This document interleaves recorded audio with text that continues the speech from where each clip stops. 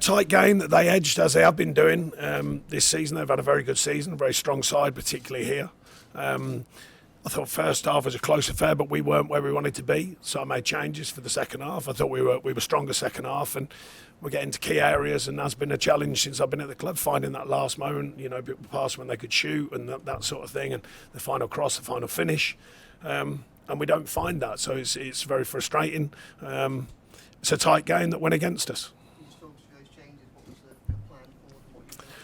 Well, a couple of injuries, of course, so we had to monitor that. A couple of players. Yeah, he got a knock, Lindstrom, yeah. So we had to monitor that. We're looking at the ways of operating. We think Harrison's done well and he's shown really strong signs in what he's been doing. Give him some minutes in the game, and trying to find a way of opening up, stopping their left side whilst promoting young who can cross it. Pato, as we know, is a more attacking style fullback. It's that kind of trying to build a momentum that could go and win the game. Despite that, there's no shots on target. It took 81 minutes to get one against Forest the other day. What needs to change? Yeah, well, but you need to change the amount of shots we get on target, the amount of goals we score. That's what needs to change. Do you believe you can do that with what you've got? Well, we've certainly been trying. We've been trying for 2 years to do that. It's very difficult to find players who are that cutting edge and ones who can score a goal. What options do you think you've got going forward?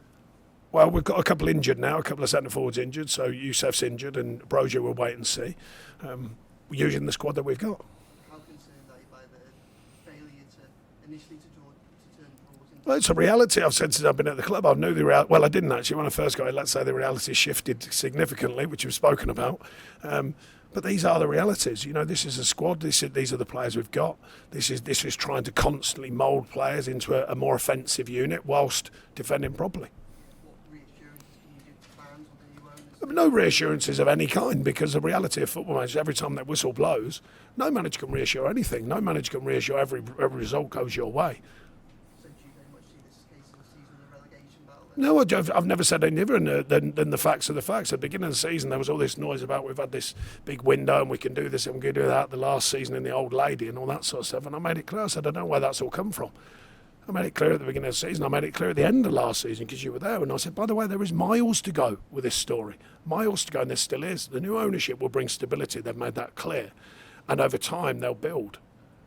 That's it. The rest of it is as is. The rest of it is working constantly with a group of players to try and win football matches. But I tried to make it clear. Everyone said they wanted the truth. I told them the truth and then don't want the truth. What do you want me to tell you? I've tried to be honest with you. You keep asking me and I keep reflecting on the truth that I've told you.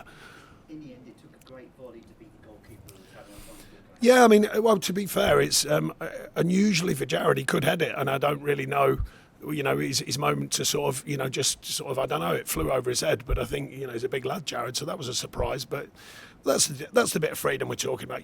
They're doing well at the minute. They're playing with freedom. You can clearly see that. They knock it in the corners. They play long, but they believe in it. They run after it. That's a compliment, by the way, not a criticism.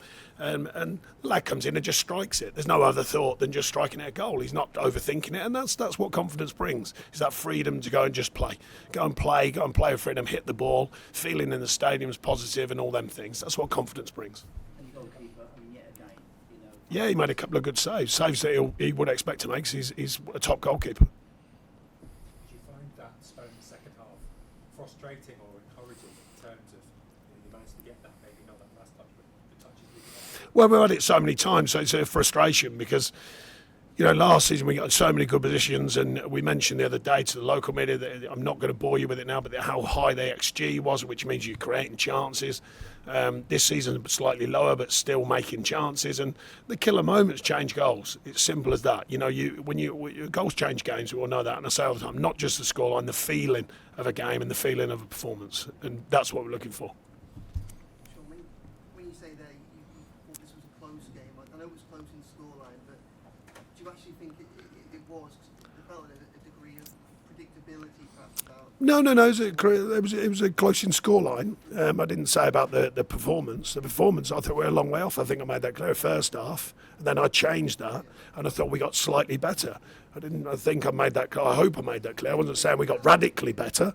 I just thought we got better second half. We looked more offensive while still defending properly. Why do you think that was for a second game in a row then?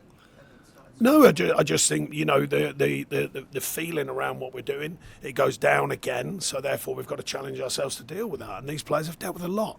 I remind you of that, and I remind myself of it often. They've dealt with a lot, these players. And I said to them, I said, lads, it's another thing you've got to deal with, collectively. But they've dealt with a lot, these players, and they've got to deal with more, because it's a never-ending story. And was Mangala injured? Sorry. Yeah, he was. Well, he'd had a personal issue during the week that we had to sort out. Okay. Thank you. Cheers.